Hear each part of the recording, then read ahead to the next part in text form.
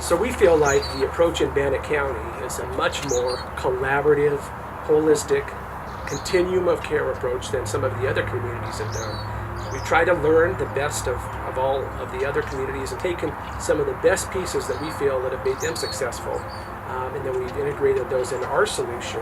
And I really think what makes it different is the amount of private collaboration also with government. So we have Portneuf Medical Center, Portneuf Health Trust, England Memorial Hospital, Health West, Idaho State University. I think bringing all the intellectual capital and the partnerships of those organizations really makes this different, and I think we'll end up with a much better solution than you find almost anywhere in the country.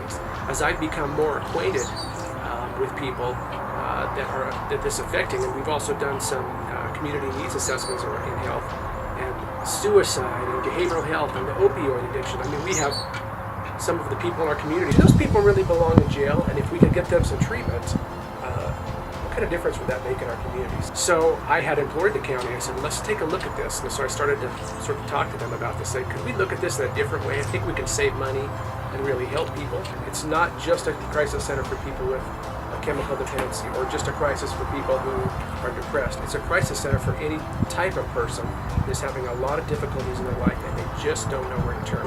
We're taking the great lessons learned from some of the other communities in Idaho, and we're turbocharging those efforts here, I think, in our community to really provide a better continuum of care that's going to help more people get back to their lives and get them away from behavioral health and mental health issues.